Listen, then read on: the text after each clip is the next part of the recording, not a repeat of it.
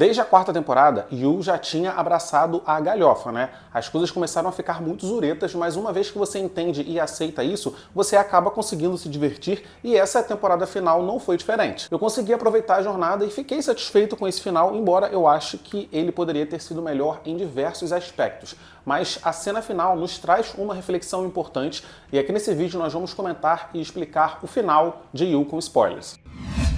Fala galera, aqui é o Matheus Mendes, sejam muito bem-vindos a mais um vídeo aqui do canal. Vídeo esse pra gente falar da quinta e temporada final de Yu. Sim, 7 anos após o lançamento da primeira temporada, estamos vendo a conclusão da história do Joe Goldberg. Mas antes, os recados. Se você está chegando no meu canal através desse vídeo, muito prazer, meu nome é Matheus e aqui a gente fala bastante de séries e filmes. Se você gosta desse tipo de conteúdo, eu peço para você se inscrever no canal se você não está inscrito e ativar o sino de notificação também para ser avisado toda vez que eu postar um vídeo novo. E se você já é inscrito aqui no canal, considere me seguir lá no Instagram também, que assim você me dá uma força por lá e você ainda acompanha o conteúdo que eu levo para lá. A temporada começa no mesmo lugar onde a primeira temporada começou, em Nova York. Joe Goldberg está de volta em casa, mas agora ele tem uma vida de rei. Ele está com o seu filho Henry, o seu nome está limpo, ele é o marido troféu de uma bilionária e ele é o queridinho das páginas de fofoca. A vida do Joe está perfeita, mas tem apenas um problema. Ele é um serial killer, ele gosta de matar e ele finalmente aceitou esse seu lado obscuro.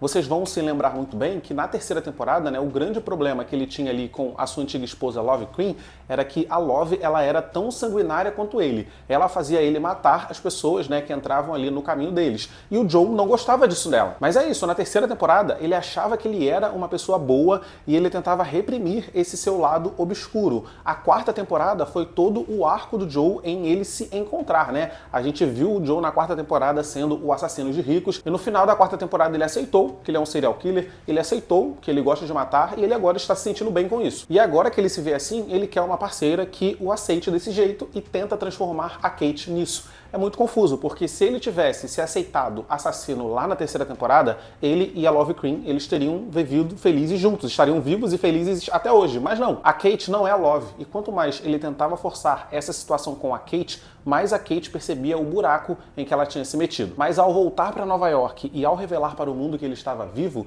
o Joe atiçou as pessoas que ele prejudicou a se voltarem contra ele, e é aí que a Bronte entra. Bronte, ela era aluna da Beck anos atrás, quando a Bronte morava em Nova York ainda. A Bronte estava aprendendo a ser uma boa escritora com a Beck, mas elas acabaram perdendo contato quando a Bronte, cujo nome real é Louise, teve que voltar para Ohio para tomar conta da sua mãe que estava doente. Aí a Beck morreu, Joe finalizou o livro que a Beck estava escrevendo e publicou. A Bronte, lendo, né, esse livro póstumo da Beck, ela notou diversas inconsistências. E aí tem até uma cena de flashback, né, que mostra a Bronte mostrando para Beck uma coisa que ela tinha escrito e a Beck meio que a repreendendo porque ela utilizou ali no texto uma referência do livro Uma Casa de Bonecas. Ou seja, ela estava falando para Beck procurar outras referências, né? E aí no livro póstumo da Beck tinha uma referência a esse mesmo livro que a Beck criticou. Ou seja, alguma coisa aí não está fazendo sentido. Aí ela entra em um fórum online e conhece a Dominique, a Phoenix e o Clayton. O Clayton, ele é o filho do Dr. Nick, o antigo terapeuta da Beck que foi incriminado pela morte dela. E todas essas pessoas acreditam que o Joe é o real assassino da Beck. O Clayton conta naquela chamada de vídeo que ele ouviu as sessões que o pai dele teve com a Beck. E em algumas dessas sessões, a Beck falava que ela estava tendo problemas com o seu namorado Joe. E pouco a pouco, essas pessoas foram cavando e foram investigando mais e acabaram tendo a certeza de que o Joe era sim o assassino da Beck. Mas até o momento, o Joe estava se fingindo de morto, né? Mas aí ele volta para Nova York, ele recupera o seu nome, mostra para todo mundo que está vivo e nesse momento a Bronte vai para Nova York também, porque é a hora deles colocarem em prática o plano de trazer justiça pela Beck. E aí temos todo o primeiro arco da primeira parte da temporada, que é a Bronte invadindo a livraria do Joe, a Bronte aos poucos se aproximando dele e finalmente se apaixonando por ele. Essa relação da Bronte com o Joe acabou levando à morte do Clayton. E a Bronte testemunhou a favor do Joe, garantindo assim mais uma vez que ele ficasse impune por mais um crime. Paralelo a isso, nós tivemos também um arco nessa primeira metade da temporada final que eu achei que não casou muito, que eu achei que ficou fora de tom, que foi o arco corporativo envolvendo a Kate como CEO das empresas Lockwood. Tinha todo um plot para tirar a Kate dessa posição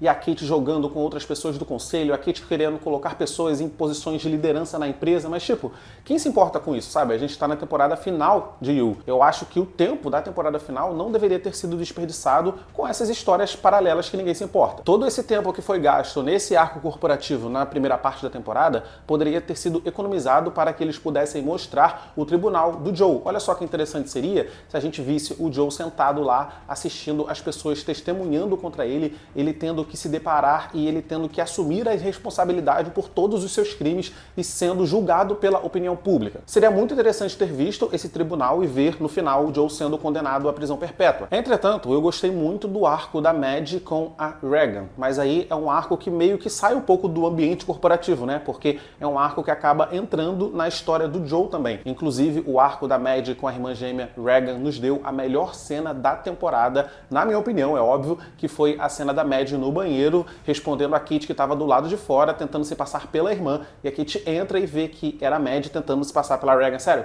essa atriz deu show nesse papel. Mas ao descobrir o que o Joe fez com a Regan e com a Mad, a Kate decide que é a hora dele morrer e ela vai atrás das pessoas que ele prejudicou. Kate, assim, utilizando o seu dinheiro e a sua influência, consegue tirar a Nadia da cadeia e aí a Nadia acaba recrutando a Marianne para se juntar a elas. Nadia era a aluna do Joe. O Joe matou o namorado dela e a incriminou pela morte dele. E a Marianne era a obsessão anterior do Joe, né? Que o Joe acreditava que estava morta. O Joe tinha prendido a Marianne numa jaula e aí a Nadia conseguiu encontrar a Marianne, então elas armaram ali de falsificar a morte da Marianne. Então o Joe acreditou que a Marianne estava morta e ela conseguiu fugir sem ter o Joe atrás dela. Marianne também foi essencial por fazer a Bronte enxergar o Joe por quem ele realmente é, porque ela estava apaixonada por ele e ela estava indulgente com as coisas que ele tinha feito. Mas ao ouvir aquelas palavras da boca da Marianne, uma ex que conseguiu sobreviver ao Joe, ela acordou. Acordou tarde, muito tarde, mas acordou. Kate, Marianne e Nadia então dão um jeito de prender o Joe na jaula. A Kate quer que o Joe confesse todos os seus crimes antes de matá-lo, porque assim ela vai conseguir limpar a barra da sua irmã, só que dá tudo errado. O Joe tinha uma cópia da chave da jaula costurada dentro do próprio corpo e ele consegue escapar da jaula quando todas as meninas saem do porão para resolver, né, quem é que vai matar o Joe, e elas conversam ali e fica decidido que é a Kate que vai fazer o trabalho. Entretanto, quando a Kate retorna ao porão, o Joe não tá mais na jaula, obviamente, e ele a ataca. Ele consegue dar um tiro nela, ele dá uma martelada nela, mas ela também consegue dar uma martelada nele e ele fica machucado, mas assim, ela tá muito pior. Pra mim tava muito claro nesse momento que a Kate ia morrer e o Joe ia escapar mais uma vez. E isso me deixou com ainda mais raiva dessas meninas, porque foi muita burrice. Todas elas sabem como o Joe é perigoso. Que ideia estúpida deixar uma mulher responsável por matá-lo enquanto todas as outras vão embora, não estão nem ali pra, tipo, ajudar se alguma coisa acontecer, sabe? Claro que daria errado e a Kate foi a pessoa que mais saiu perdendo. No final a gente descobre que a Kate sobreviveu milagrosamente e a série não explica muito bem como que isso aconteceu. Ela estava perdendo muito sangue, ela tinha levado um tiro, a loja estava toda pegando fogo, mas enfim, de algum jeito ela conseguiu sair de lá com vida e tá criando ali o filho do Joe. Mas enfim, os dois estão achando que vão morrer ali embaixo naquele porão e a Kate finalmente consegue extrair a confissão do Joe dizendo que matou a sua antiga esposa, a Love Queen, e matou o pai dela também. Então a Kate envia esse áudio pra Nadia. A livraria começa a pegar fogo e o Joe estava quase partindo dessa para uma melhor quando a Bronte chega e o resgata de lá. E aqui eu fiquei com muita raiva da Bronte, porque a gente sabia que ela tinha um plano contra ele, mas a gente sabia também que esse plano não ia dar certo. Desde o momento que a Bronte testemunhou a favor do Joe lá na morte do Clayton, ela só vem fazendo merda e continuou fazendo merda. E agora, com o áudio do Joe confessando seus crimes rodando por aí, ele precisava sair do país e ele e a Bronte fogem juntos. A Bronte deu um jeito de guardar uma arma ali na bolsa e tem até uma cena onde eles param e ela até imagina ela dando um tiro nele, mas ela fala, não, isso seria muito fácil, eu tenho que fazer de um jeito melhor, ele tem que pagar pelos seus crimes. E aí, mais tarde, quando eles estão numa casa super isolada e afastada, num lugar onde não tem ninguém, à noite, quando o Joe tá em cima dela, ela aponta uma arma na cara dele, com ele em cima dela, era tão óbvio que ia dar merda, que deu. Beleza, o Joe tirou as adições dele do livro da Beck, mas a situação toda dava a entender que o Joe ia conseguir matá-la e fugir do país, porque o plano dela foi um plano muito ruim. E uma outra coisa que eu fiquei muito revoltado é que o Joe tinha um celular e ela não. Tipo, ela levou uma arma escondida na bolsa, mas ela não pensou em levar um celular escondido? Ela não pensou em levar um celular reserva? Ela não pensou que ela poderia ter que ligar pra alguém pedindo ajuda? Cara, pra mim, ela tinha que ter pelo menos uns 3 celulares com ela. Então eu fiquei muito revoltado com isso também. Mas no final, o Joe teve o que mereceu. Antes na temporada, o Joe entra na jaula e ele confessa pra Bronte que ele se tornou um assassino por conta do trauma que ele teve na infância. A sua mãe sofria muito por conta do seu pai e ele acabou matando o pai pra salvar a mãe e a mãe o abandonou. Então ele ficou ficou traumatizado e ele ficou com aquilo na cabeça que a única forma dele ser amado era ele sendo essa figura protetora para outras mulheres. Entretanto, o Joe gosta de matar também. Tudo bem que ele se tornou um assassino por conta dos seus traumas, mas quando a Bronte disse para ele que ele não precisava mais fazer isso por ela, ele não ficou satisfeito, tanto que ele foi lá e matou o cara que raptou a Bronte. E enquanto está tentando matar a Bronte, o Joe confessa para ela diversos crimes sem saber, né, que tem o celular ativo em uma chamada com a polícia. Então tudo que ele está falando para ela, a polícia está ouvindo. E tem um momento que parece que ele conseguiu matar ela, né? E mais uma vez ela milagrosamente consegue escapar viva, consegue sair lá do fundo daquele lago e ela dá um tiro no pênis do Joe para incapacitá-lo até a polícia chegar. E aí o Joe acaba sendo preso. No final, ele teve o que merecia. Ele terminou sozinho, ele terminou isolado, ele terminou sem nenhum afeto ou amor com todas as suas ex-namoradas que sobreviveram,